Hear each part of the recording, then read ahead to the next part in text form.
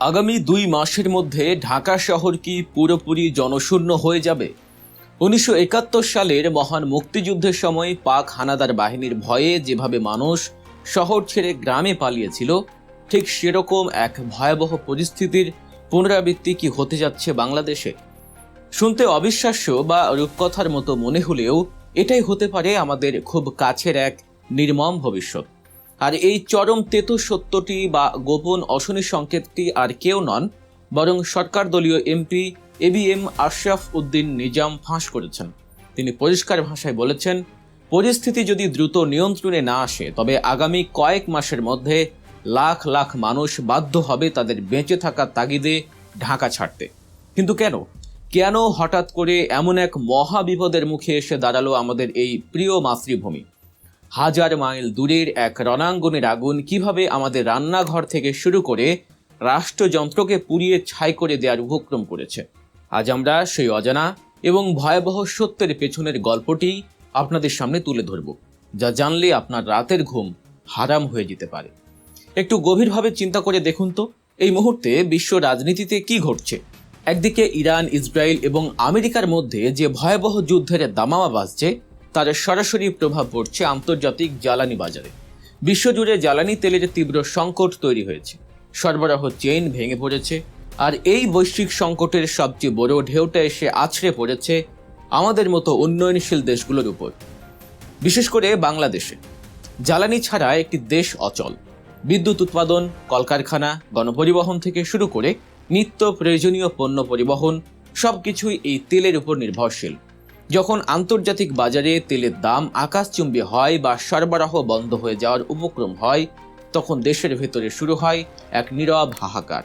কিন্তু আন্তর্জাতিক সংকটের চেয়েও আমাদের বড় বিপদ হয়ে দাঁড়িয়েছে আমাদের নিজেদের মানসিকতা। আমরা হলাম এক কথায় হুজুগে বাঙালি। বিপদের গন্ধ পাওয়ার আগেই আমরা নিজেদের বিপদ নিজেরা দ্বিগুণ করতে ওস্তাদ। বাজারে তেলের সংকট হতে পারে এই গুজব বা সামান্য খবরের উপরে ভিত্তি করে আমরা প্যানিক বাইং বা আতঙ্কে কেনাকাটা শুরু করে দিয়েছি। যার 1 লিটার তেল দরকার সে কিনে রাখছে 10 লিটার। এই হুজুগের স্বভাবের কারণে বাজারে কৃত্রিম সংকট চরম আকার ধারণ করেছে। একটু ভেবে দেখুন, সরবরাহ যদি একটু কমেও যায় আর আমরা যদি সবাই একসাথে হুমড়ি খেয়ে পড়ি, তবে কি কোনো সরকার বা কোনো ব্যবস্থাপনার পক্ষে সেই পরিস্থিতি সামাল দেওয়া সম্ভব? কখনোই না। আমরা আমাদের হুজুগের স্বভাবের কারণে প্রকৃত সংকটের চেয়েও বড় সংকট তৈরি করে বসে আছি। জ্বালানি তেলের এই তীব্র সংকটের কারণে পাম্পগুলোতে মানুষের মাইলের পর মাইল লাইন, যা আমাদের অর্থনীতিকে ভেতর থেকে কুরে কুরে খাচ্ছে। আর ঠিক এই প্রেক্ষাপটে এমপি এবিএম আশরাফ উদ্দিন নিজাম যে সতর্ক বার্তা দিয়েছেন তা কোনোভাবেই উড়িয়ে দেওয়ার মতো নয়। তিনি বলেছেন, এই অস্থিরতা এবং জ্বালানি ও অর্থনৈতিক সংকট যদি দীর্ঘায়িত হয় তবে 1971 সালের চেয়েও ভয়াবহ পরিস্থিতি তৈরি হবে। 71 সালে মানুষ জীবন বাঁচাতে ঢাকা ছেড়েছিল, আর এবার মানুষ ঢাকা ছাড়তে বাধ্য হবে খাদ্যের অভাবে, কর্মসংস্থানের অভাবে, বেঁচে থাকার ন্যূনতম উপাদানের অভাবে।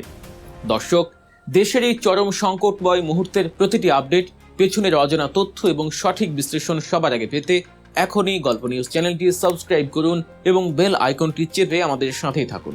এবার একটু ঢাকা শহরের কথা ভাবুন। এই শহরে প্রায় 2.5 কোটির বেশি মানুষ বাস করে। এদের মধ্যে বিশাল একটা অংশ সারা দেশ থেকে এসেছে কেবল দুমুঠো ভাত জোগাড় করার আশায়। গার্মেন্টস কর্মী, রিক্সা চালক, ছোট ব্যবসায়ী থেকে শুরু করে কর্পোরেট চাকুরিজীবী সবাই এই শহরের অর্থনীতির চাকা ঘোরায়। এই আন্তর্জাতিক যুদ্ধের প্রভাবে যদি জ্বালানি না থাকে, কারখানাগুলো যদি বন্ধ হয়ে যায়, পরিবহন যদি অচল হয়ে পড়ে, তবে এই কোটি কোটি মানুষের কি হবে? তাদের কর্মসংস্থান যদি ছিটকে যায় তবে এই শহর তাদের আর খাওয়াতে পারবে না। তারা বাধ্য হবে গ্রামে ফিরে যেতে।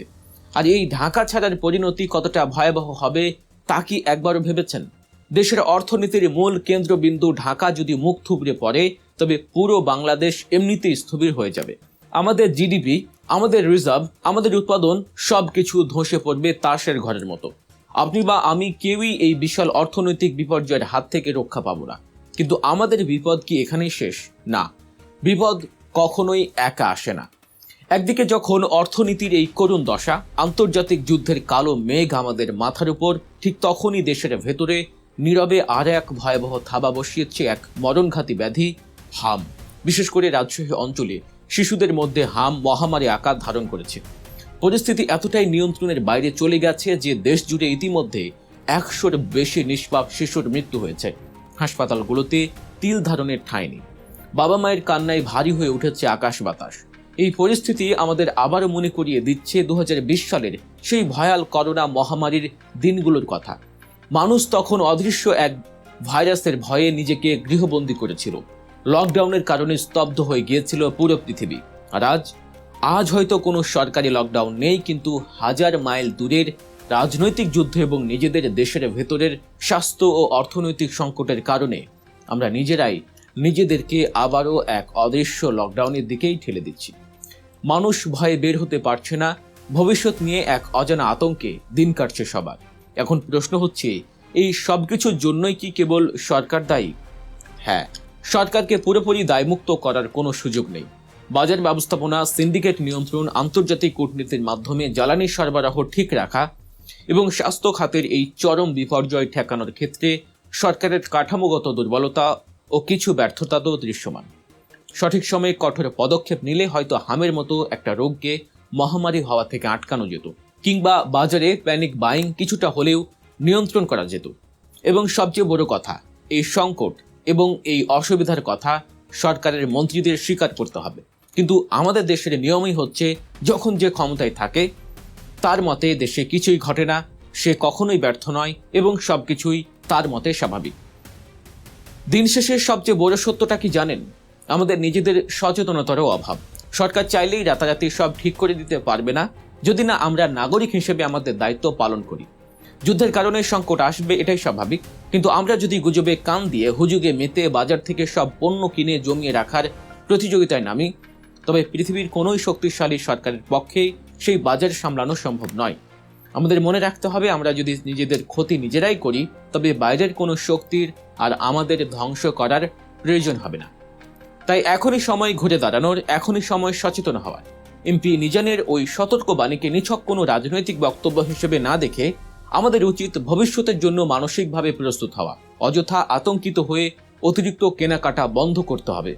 নিজেদের স্বাস্থ্য সম্পর্কে, বিশেষ করে শিশুদের টিকার বিষয়ে সর্বোচ্চ সতর্ক থাকতে হবে।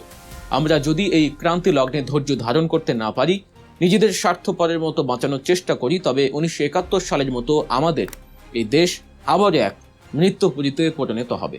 শুধু পার্থক্য হলো, এবার আমাদের মারতে কোনো বিদেশি সৈন্য আসবে না, আমরা মরব নিজেদের তৈরি করার সংকটের জাঁতা কলে পিষ্ট হয়ে।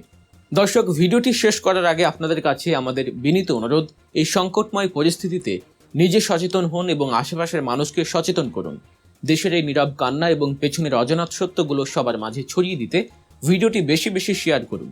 আর এরকম আরও তথ্যবহুল, বিশ্লেষণধর্মী এবং সত্যনিষ্ঠ খবরের আপডেট নিয়মিত পেতে গল্প নিউজ চ্যানেলটি সাবস্ক্রাইব করে আমাদের পাশে থাকুন।